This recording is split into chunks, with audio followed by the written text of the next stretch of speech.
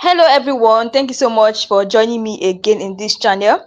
So there was this thing that the US came out to be saying. This US man was saying that Nigeria is no longer safe again. He was as well as enlightening the public, as well as telling people that Nigeria is no longer safe, but that let everybody go away. But let everybody start defending themselves. That was what this US person was saying. He went as far as tabling the matter of this the way that these people are buying Christians, unaliving Christians. And this were not only unaliving Christians, so they're also unaliving their brothers. But it's more common in Christians, like the way they're unaliving Christian. That was what this US man was seeing, to tabling to the US government what is going on. Like the way that these people, the way that Nigeria is in crisis now. You guys need to take a look at it. They went on further to ask him that how do you see Nigeria? This man said that Nigeria is a total mess. That there are so many insecurities in Nigeria. Just like I told you guys, that these foreigners they are seeing what is happening, but they're just keeping quiet, waiting for time that they are going to come and help Nigerians. Just take a look at what this US said, and I'll be right Brian, back. you traveled to northern Nigeria to investigate the persecution taking place against Christians there. Tell us what you found. Yeah, Nigeria it's in some ways a heartbreaking place because there's so much violence against Christians. In fact, over the last couple of years, we've seen over 9,000, close to 10,000 Christians who've been killed for their faith, more than any other country in the world combined. And it's happening in the north with Islamic extremists like Boko Haram or the Islamic State of West Africa province, who are pushing down from the north to the south and raiding Christian communities, abducting women, forcing them into marriages with militants, and killing fathers, killing husbands, and also recruiting young men to be in their Islamic extremist regimes. And it's, again, heartbreaking, but we still see God working. In northern Nigeria, Christians have been displaced by jihadist violence. This is the front line of faith under attack, but you can help them rise again. I'm Brian with Global Christian Relief, and I'm here in Nigeria because something amazing is happening. These believers have lost everything, but they haven't lost their faith. We're seeing lives transformed through women's empowerment projects, clean water initiatives, and mobile medical clinics. But we can only continue this work with your help. So guys, you guys listening to what this journalist said. The killings going on in Nigeria is really alarming. It's nothing to write home about. Christians are being massacred, Christians are being unalived, normal civilians are being unalived. Like, you'll be wondering what is going on. The insecurity has gotten too much that you can see that the US are not tabling the matter in front of their in front of their US government. I mean, they're not tabling their matter in front of US government so that they will be able to be aware of what is going on in Nigeria, because it's too much. To be honest, I won't lie to you guys, the insecurity in Nigeria is too much, and it's a whole lot.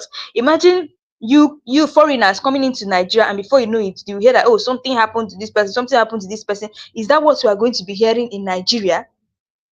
So is that what we are going to be hearing? The insecurity is too much. If we calculate how many people would have lost their lives in Nigeria, I can say it's 1 million. Yes, 1,010,000 people have lost their life in Nigeria. And the worst part of it is that the government, Bola Ahmed Tinubu, is still not doing anything about the insecurity in Nigeria. Instead, all we see is that Bola Ahmed Tinubu is seen supporting those people. This is why I said so. There was this attack that happened. Okay, let me say there was this attack that happened. It was between a person and a Fulani. It was between a man called Jackson and a Fulani headsman. And then Jackson was able to overpower this Fulani headsman. And today Jackson was sentenced to death. And people are saying that what kind of Nigerian government it is. So the insecurity in Nigeria, the President Bola Ahmed Tinubu is not doing anything about it. I tell you guys that these people are always just in that seat to be answering the name that, oh, they are the president, oh, they are the senator, nothing else. They're just there to answer the name. They're not helping any matter in Nigeria.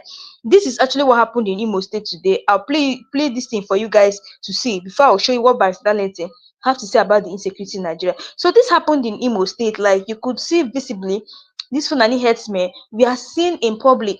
I'm not talking about the forest too. They have now left the forest and they're now in the public, and they're asking, so who gave these people authority?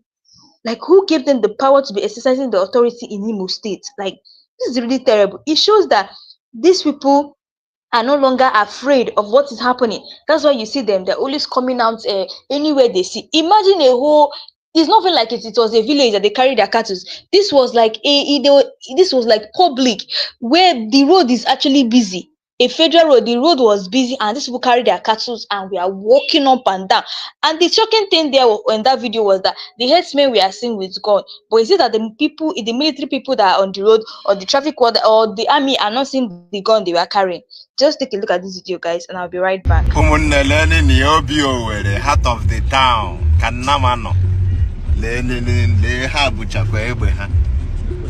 Heart of the town, the beauty of the town. Nama na taire banene. Odiyo na 40-40. Odiyo na eme n'obodo ndị ọzọ biko. Lekwe ndị nke na cross road. Leni nama. Lezieni leka nama shina agari. Leni nama. Leni kanama shina agari na road. Obi owere. Afugule mebe ya na emeni before leni nama na agari. Na town. Leni nama na akpari no. Pagode ni mu nwanne. Hey, I know she every beautiful hotel Legodi. You guys saw that video. Now, for people that don't really understand what the man was saying, because he was speaking in Igbo dialect. Now, he was saying that just imagine this beautiful hotel and these cattle we are seeing walking up and down. Not only that, even defecating in the road.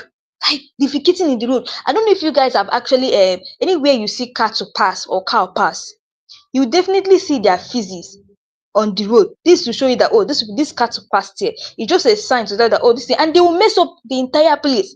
Now they're no longer in the forest, they're not in the public place where people, you can see that hotel. This happened in Imo State. See that fine hotel there, and they were just defecating there. They were eating. Is that the right place to carry their cattle to? Is that the right place? But they're not saying anything. The Nigerian government are not being saying that, oh, these people are going to be causing traffic on the road. People should stop coming to this place. If you want to feed your cattle, there are so many places to feed your cattle. They carried it and came outside. This to tell you that Nigeria has really spoiled, and the Nigerian government are saying, supporting and backing these people up. It's so terrible. I want you guys to just listen to what Barrister Darlington have to say about the insecurity in the land. And many people have been asking, why is it that the Bola Ahmed Tinubu is not saying anything about these Fulani headers? Why? Something is fishy. Guys, just listen to Barrister Darlington. He made a very shocking revelation here. Guys, listen to this and I'll be right back. If we don't get angry with this thing, it will not get away. There is a proverb in my place that if you have rashes on your buttocks and you are covering it, the thing will continue to fester. But when you expose it, shame will not allow you to stay there, it will go away. Why is it that each time Tinubu want to address this, he will not mention names? You may up till now, Tinubu does not know who is causing this problem in Nigeria. Up till now, they don't know. Up till now, they don't know. They don't call them out. I expected Tinubu to call all the Fulani leaders, to call their people to order. That is the way to go. Buhari is there. He knows all this is. He kept quiet. If the Nigerians were to be killing Fulani the way they are killing other people, wouldn't Buhari talk? Esther, wouldn't Buhari talk? They kept quiet because they are the one killing other people. You heard all the statement they have made concerning Benue, especially telling Benue people they must do this before peace can reign. Imagine terrorists giving condition in Nigeria where Tinubu is the president. He said so because we killed 200 people in Benue State, and so what? Is that why you people are crying and complaining? You are going to social crying and complaining. You are going to social media to complain. What you saw is just small. You people have been writing that you will chase Fulani out of Benue State. Yeah, that's what is rubbish. But now you are the ones crying. How many of our cows were killed? How many of our people were killed in the bushes and in the Aruga settlements that you are crying over the killing of mere 200 people? So what? You have not seen anything yet. Almighty. I can kill 150 for one of my cows killed. For me, it's an eye for an eye. If you offend me, I don't wait. I take my vengeance immediately. I have stopped thinking twice. I don't forgive or forget. You do me, I revenge as a Fulani of the forest. Killing a human being who offends me or kills my cow is nothing to me. There is no killing that is difficult for me to carry out to avenge my cow or any wrong done to me. We have not even started and you people are crying already. You will soon see what we are going to do. He even added something. Yes, he said the Fulanis are not government. He said Fulanis are not government. Maybe if government doesn't want to take action, they themselves, they don't waste time. Esther, thank God you are reading this thing now. Nigerians, you can see what we are talking about. You can see. I told him the true story. That is farmer header class. What kind of farmer header class? They are still running with that narrative. Can you just imagine? All because the president said it himself. That is farmer header class. But do you know that 11 states, because of the resurgence and in killing spree across the nation, 11 states are taking steps to commence ranching as a way to address the age-long violent clashes. That is not the problem. I told you here, that thing will not work. Esther, even if you give these people a sort of to their cattle, they will not agree. That is not what they want. I told Tinubu here when they started this cattle whatever ranch, it will not work. That's not what they want. Are you sure? But the states that are ready to commence the ranching are Lagos. Wait, listen, Lagos, Plateau, Ondo, Zamfara, Bauchi, Delta, Niger, Kano, Jigawa, Nasarawa, and Anambra states. They said the development comes against the surge in killings in Benue and Plateau communities linked to armed headers because of the killings of over 200 persons last week. So, Barrister, this ranching has been something that have been touted since the administration of Muhammadu Buhari. But the fear is that when you give these individuals opportunities to ranch, they take over the settlements. Have I not told you that that's not what they want? So why? Listen very well. During Buhari, when they were pretending to gullible Nigeria that they want to solve the problem, Niger State said they should come and all the land, whatever they need, they provide it. It happened. I discussed it. The Kano State said they should come if they are looking for land. Because that was the first thing they started making noise, that they need land, no place. Kiniko. I said, look at these people, pretenders. Esther, they are, at least Niger State is on the temperate region. It's not in the desert or whatever. So whatever you want to do there, Esther, Niger State is the size of the entire Southwest. Can you just imagine? South, come. Esther, did they listen to them?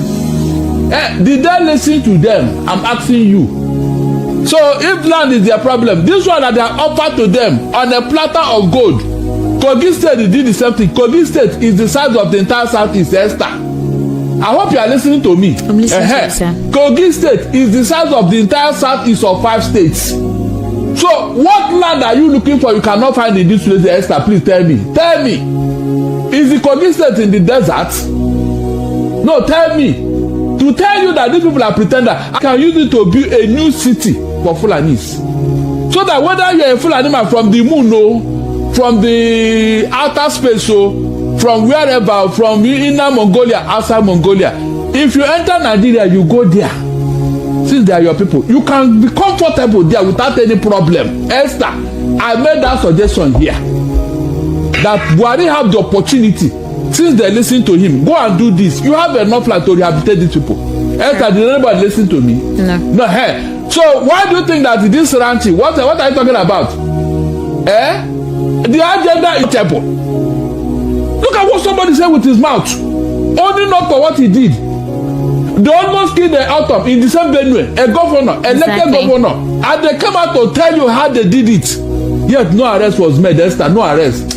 Oh my! Look, look, you see these people, the way they are doing this, they will cause problem, Esther. I'm not joking. Collect their village, collect their farmland, and rename the village. The most annoying thing from Nigeria, at least the securities you have told us to, they said that these people are not from Nigeria. So what are you doing? Esther, what are they doing? You can see how Tinubu is going to win 2027, Abi. That you allow people to come into Nigeria and be killing Nigerians, and you want those Nigerians to come and vote for you in 2027. How can that be? Esther, how can that be? With this level of insecurity, Tinubu is still campaigning for 2027. Is it possible? No, tell me, is it possible? These are the things that make other leaders in other countries to resign from office. You don't need to be told. You don't resign on your own because you have failed. You have failed. How can you go for ranching be established in their own home base? I am telling you. When you set up a ranching facility, water, the feed stock, everything is provided there by the state government. I'm sorry to say this. I know that everyone has the freedom to move from one location to the other. Must they reside in other cities, in other states? Esther, look, do they have to travel across board? Look, discussing this matter is very annoying on its own. No, we have to, Barrister Darlington, because tomorrow you hear of another killing. You can hear one of them who came on social media to boast. I am expecting that the DSS will drill this individual and not just go and catch innocent Nigerians because the president has given you a timeline. Without proper security, Barrister Darlington, your economy will definitely not thrive. That one is for sure. And not with the external situation going on now with Israel, Iran, the US. Obviously, we know that Nigeria relies heavily on import. We import a lot of things. So if anything happens that there's going to be a constraint in a disbursing of crude oil or having to import crude oil, there's a volatility in the country. So can we actually afford any of this particular misdemeanor? Can we afford it? What is the immediate solution? Imagine you're advising the president. What should be applied to curtail this? This is wrong. This is bad. When a man does not want your advice, what he's doing is his mind. Tinubu is after 2027. You cannot say so. I said if you don't have a people, if you don't have a people, what's 2027? It doesn't matter. 2 people can vote him into office. Two people. It's not possible. Apparently, Nigerians to allow that. Are you serious?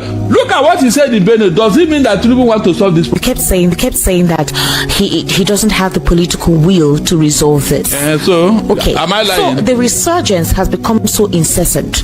According to them, they feel that there are certain elements who are in the opposition or certain persons who are not happy with him who have decided to create this, they call it a facade of insecurity, so that it will seem like the president is incapable of actually resolving insecurity, which would be a major issue for him in terms of accumulating trust for his recampaign in 2027. Now, my question is, if the presidency has realized that indeed there are certain persons whom we don't know, but maybe they know, that are actually trying to defame his administration, is this not an opportunity to take decisive action? Call out this, I'm sure with your security intelligence, what is the fear of calling these individuals out? What is the fear of publicly prosecuting them? If there is any inkling that an individual is named as the one who is galvanizing, why not call them out? Why are you afraid? What is the fear? Esther, God works in a wonderful way. Initially in this country, did they not tell you that Nnamdi Kanu is the problem of Nigeria? Insecurity. In fact, if any husband and wife are fighting in Sokoto, it's Nnamdi Kanu. If 2 farmers are quarreling in Zamfara, it's Nnamdi Kanu and the Igbo people. Is that not what they were telling you here? Now, the truth has come out here. They cannot do anything. Esther, what does that tell you? Were you not here when they were? Everything is IPOB. Everything is IPOB. Is that not true? Even the answers that the youth came together to challenge police brutality, it was Nnamdi Kanu. Is that not true? Now that these ones have exposed themselves. So guys, Bola Ahmed Tinubu has refused to take accountability of the things going on in Nigeria, like this insecurity. Instead, they're looking for who to blame it on. They go as far as saying that, it's Mazi Nnamdi Kanu. Anything that happens in Nigeria, they'll target as Mazi Nnamdi Kanu. You don't want to take full accountability that the Northerners, the Fulanese are the people who are causing insecurity in Nigeria, and the way these people are unaliving people is getting out of hand. You can imagine a Fulani man telling you that this is just the beginning, warning Benue people that this is just the beginning, that when their cows were dying, that nobody was saying anything, that they're going to do more than this, that this is just small, this is just a small thing. Like, it was like, do these people really think? How can they be comparing a cow that does not have, like, a cow that doesn't speak English, like comparing it to human life? You can imagine. That was what these people were saying. And the worst part of it is that this thing they have been coming out on social media, saying it, posting it everywhere. People are seeing it, but the Nigerian government has refused to take action and say, okay, let's track these headsmen down. Let's track them. They know their hideout. They know where these people are, but they have refused to take action on what is going on. This is the reason why I said so. They know the hideout of these people. They know that, these people stay in the forest, they stay in the bush. Like Mazi Nnamdi Kanu will tell you, these Fulanese, they don't have any house. They don't have a home. They only stay in your forest and be looking for time to strike. They don't have a house. Mazi Nnamdi Kanu keeps saying it. These people only stay in the forest. Imagine them causing wahala in people's community, but unaliving people in their community. Then they will now take over their community and start living there. This is what they do. They don't have, that's the only thing they do. And you keep asking yourself, who is even sponsoring them? Because the morale these people have these days is just something else. You're asking, who is even sponsoring these people? Just like a video I showed you guys of where these Fulani herdsmen carry their cattle and we are parading in the road. Like they were just walking in the road and the cattle were actually messing up the road. There's some places that these people are not supposed to go, but they'll still carry their cars and be going there. And they are seeing it. The police people are not even saying, oh, these people are causing traffic. They still allow them to be going. Just to show you that they have they know what they are doing. These people are supporting the Nigerian government are supporting them. Because if they're not supporting them, these people will not be seen doing this kind of act. They won't be seen misbehaving like this. It's because of the Nigerian government are supporting them. That's why you see they have full right to come and challenge us, threaten us that if you do this, they are going to do you that.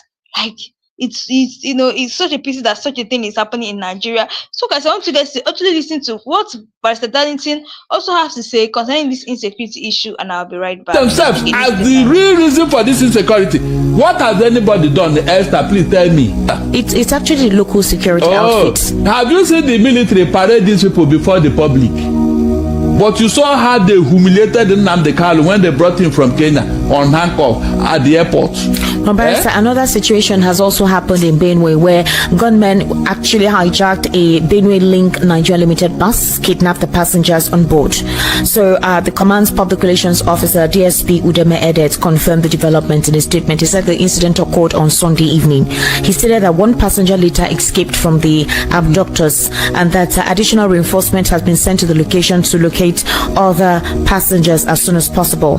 And the bus management themselves also confirmed the attack and the kidnapping. The attack occurred around 6:30 p.m. on Sunday at Eke Elembecho in Opoku local government area of Benue State. The vehicle, which departed Abeokuta with 12 passengers and the driver, was later discovered by the roadside at Eke with some of the passengers' luggage. However, the driver and 11 of the passengers were missing. Now, Barrister Darlington, the reason why we keep on hammering on this is this will create fear and panic from Nigerians to travel interstate and go and conduct their businesses, especially into such axes like you have the north or even the north central with the volatility. The U.S. Embassy just recently gave a warning saying that their people should not visit government facilities and also their embassies, saying that for now, based on the security situation, the security volatility, they want them to stay away from government buildings, stay away from any of the agencies, any of the government agencies, military barracks. I mean, for them to come up with this advisory, is that something they know that we do not know in Abuja? Of course.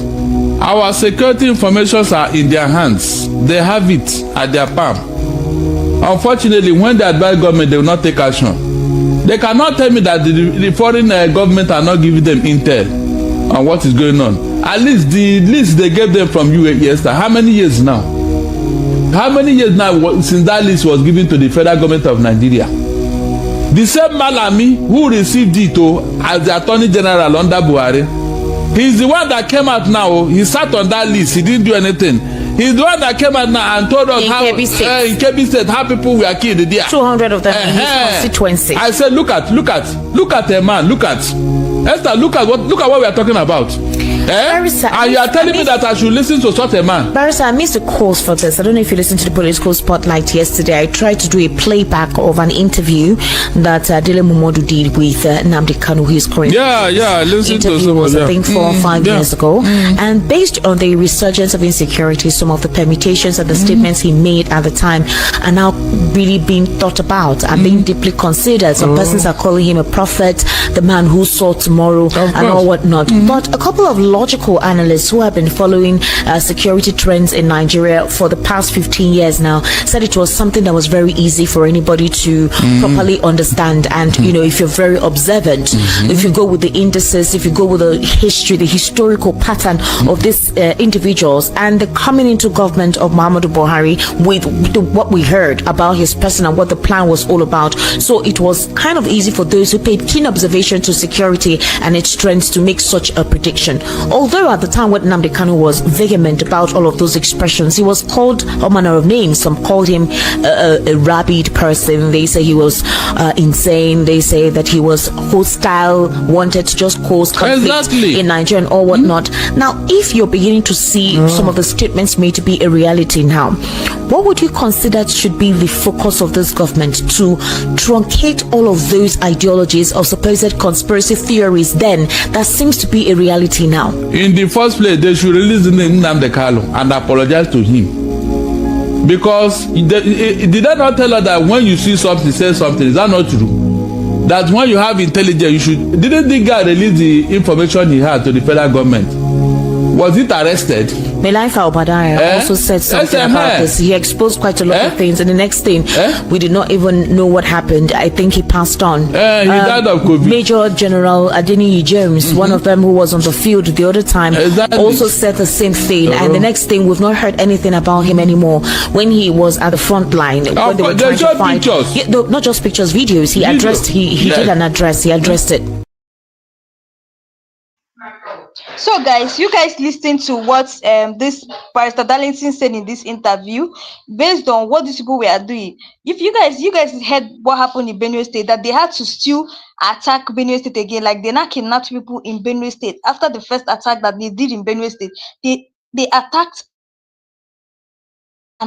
they kidnapped and abducted some people in Benue Bus, and up to now nothing has been done about it. They didn't even say, oh, let them track them. You know, this is more than a communion clash, because I've been saying that, oh, this is a communion clash. It is more than it. This is more than it. These people just want to take over Nigeria. The insecurity is getting too much, and they now want to take over Nigeria. So this, I wonder, I do ask myself, everything going in Plateau State, everything going in Benue State, it's not enough to cause war in Nigeria. Is it not enough to cause war in Nigeria? It is really enough to cause war in Nigeria, but because the people in power are still saying, let them keep holding this so-called one Nigeria. They don't want to, they don't want to separate. They still keep holding this so-called one Nigeria, which is really, really bad. I'm telling you guys honestly, the citizens have actually said that they don't want one Nigeria again. Many people are complaining. Nobody wants to keep, people are seeing the insecurity in the land. People are seeing that Tinubu's regime is a waste of time. People have seen what Tinubu's regime has turned them into. So they don't want this so-called one Nigeria again, but the people in power are still holding this so-called one. They're still holding, they still want us to be part of the so-called one Nigeria. When many people have left, their souls have actually left this so-called one Nigeria. The Nigerian government don't want to leave. They don't want they don't want Nigeria to divide, because they know that they're still gaining a whole lot in it.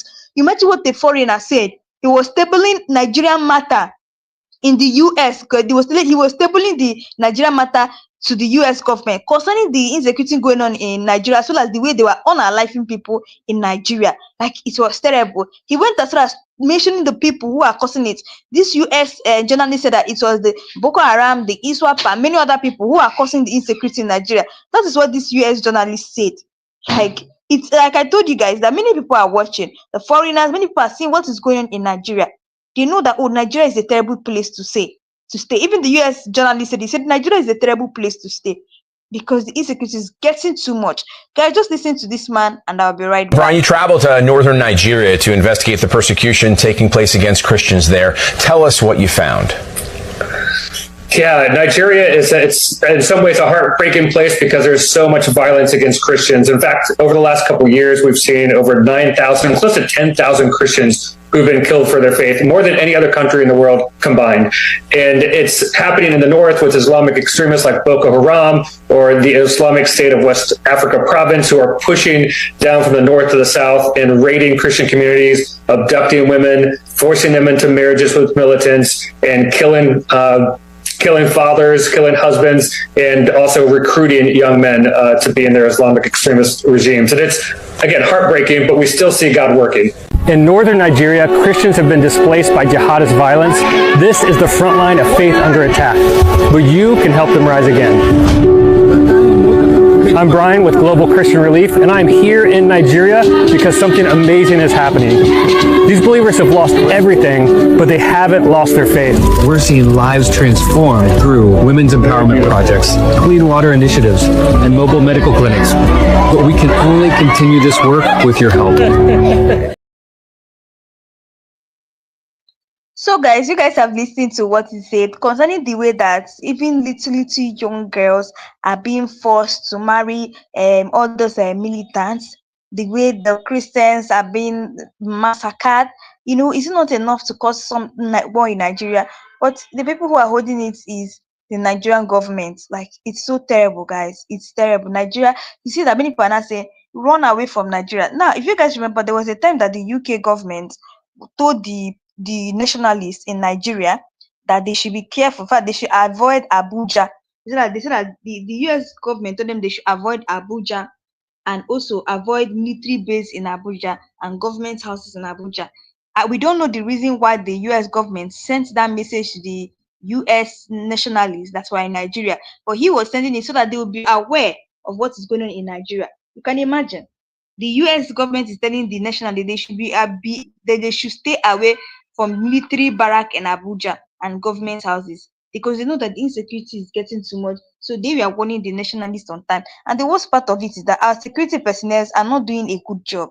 Yes, to be honest, these people are not doing their job so well.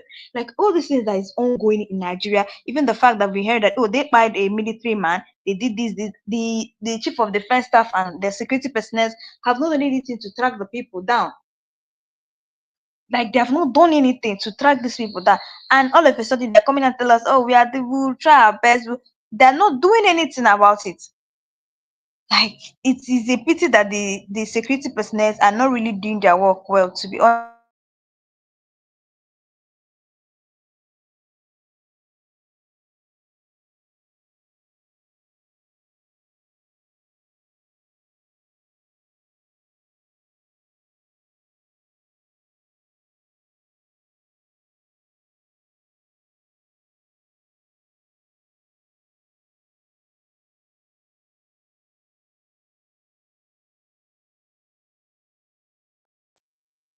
and like if you look at the way things are going now in Nigeria, it's just as if our military cannot be able to save us again. This is the reason why I said so, because ever since the last attack that have been going on in Nigeria, we've not had a case whereby they say, okay, the military just caught one of the Fulani headers, we'll use this one as set example, or we'll use this one is going to face the law. Like we've not heard such a thing. We've been hearing things that are not even relevant. They will talk from here, they will talk, like the chief of defense staff, the military people, they're not even doing their work, same as the police people. Like this is actually so sad that such a thing is happening in Nigeria. Yes, this is very, very sad. Like just like there was this Nigerian army that came out and was saying in the public that they were telling Bola Ahmed Tinubu that you should please anybody that he recruits in office and they're not doing their work well, it's just better you tell them to leave office. If you guys cannot do your work well, you resign or you retire and leave office. Let the people who can do the work well come inside, because we can't have old people still occupying a position whereby they are not doing anything at all.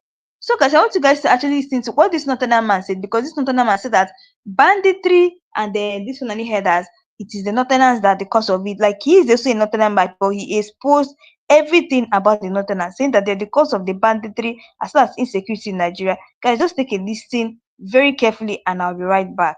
We're not going to stop telling ourselves the truth as Northerners, whether you like it or not, whether it hurts or it doesn't. But we're just going to have no option than to tell ourselves the truth. The fact is, your ideology, our ideologies and concept as Northerners is retrogressive in nature. It's anti-developmental in nature. It's holding the country back in so many ways. Let's be factual with this. Let's look at it. When the headers started making all this havoc on communities, people advocated for the anti-open grazing bill.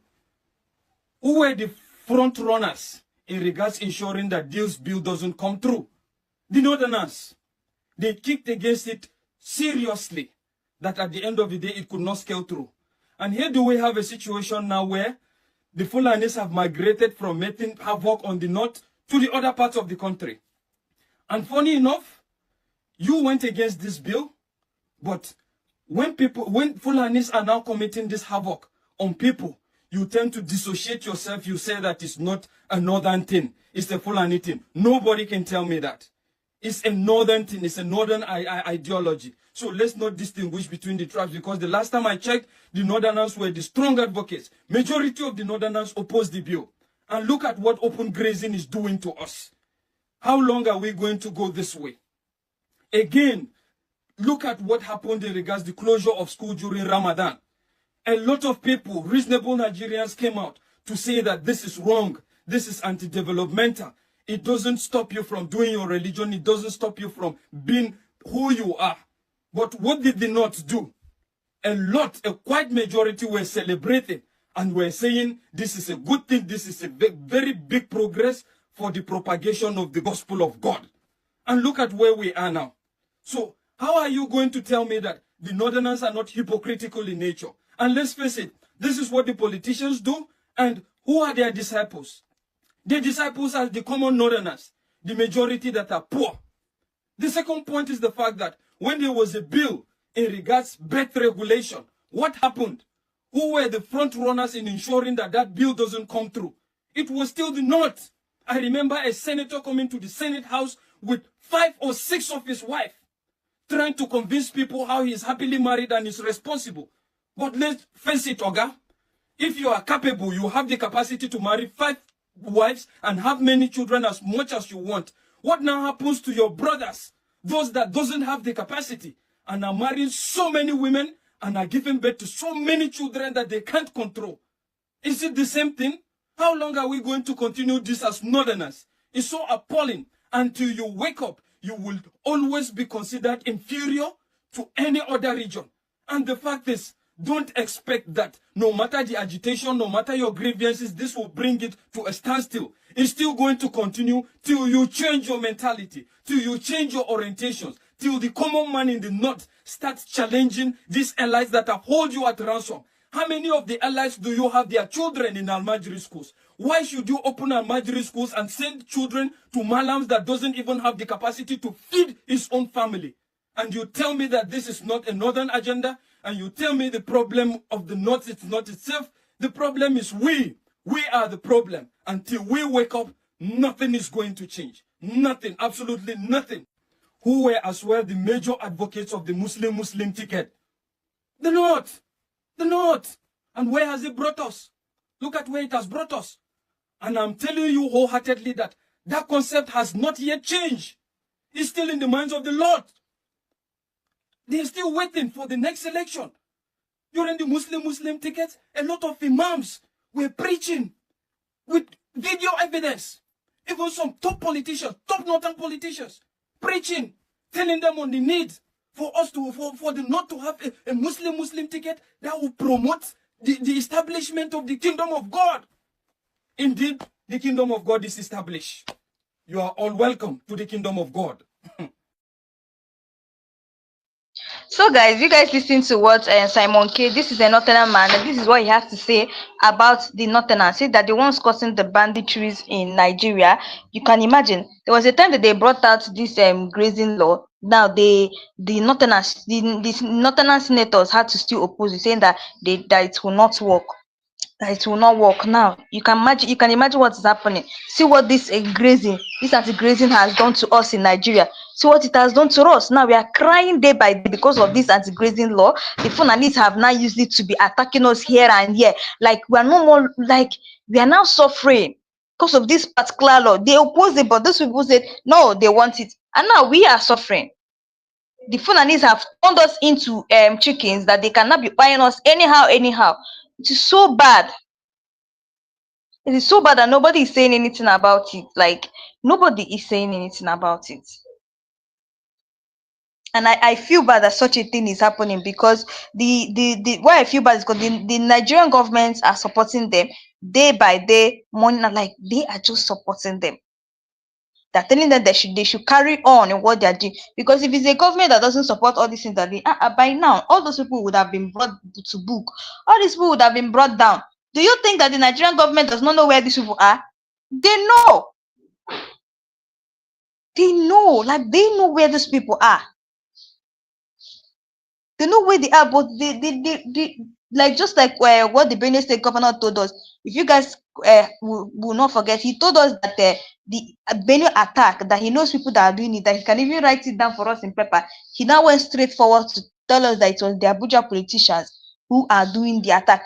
For him to say such a thing, he already knows that the attack, the insecurity going on in Nigeria, some of our people in power have a hand in it. Is it that they are leaders, or they are this, or they are sponsor? They have a hand in it, and it's bad. It's bad that such a thing is going on in Nigeria, that the Nigerian government that we put our life in, we are hoping that, they protect us, and not the one coming against us. You can imagine. Like, they're not the ones coming against us. Well, they said, if Bola Ahmed Tinubu comes into power, he's going to stop insecurity, he's going to do this. What has changed? Nothing changed. Nothing changed at all. We are still suffering the way we've been suffering. The insecurity even got worse. Like, it just got worse. This is what we face in this country. And now, you see why I tell people that, like when they were doing this before the 2023 election, we are telling people, please make sure that before you vote right. People were like, so people went as far as even collecting bribes to vote. They went as far as collecting bribes to vote. Now, see where we are in Nigeria. So we are now. And now, still comes into itself, the same Bola Ahmed Tinubu regime that was saying is not good is out there campaigning. If you see what happened in the north, these people were protesting against Bola Ahmed Tinubu. They were tearing his posters, his flyer everywhere. They were just tearing it up. Because they were like, what kind of man is this? The man that they voted for is not the one that, like, they are now suffering in this kind of country. Someone that they voted for and they are suffering like this. Just imagine in the northern side, their brothers and sisters, like, they have by the Fulanis, the people that they call their brother, have finished all of them. This is so heartbreaking that the people we elect as our president and as our people in power are not doing anything about it. Anyway, guys, that's all we have for today. You guys listen to what the US government said. The US journalist, he was saying that Nigeria is no longer safe. He was telling the UK government, the US government, that Nigeria is no longer safe. So everybody should be out there, especially their nationalists, that people, their own people who are in Nigeria, they should be careful out there. They should be careful in Nigeria. Anyway, guys, that's all we have for today. Let me know your thoughts below. And also, if you know you're new to this channel, please don't forget to click the subscribe button, like and share, and turn on the notification button to be getting all the latest news in this channel. So, guys, thanks for watching, and see you guys again in my next live section.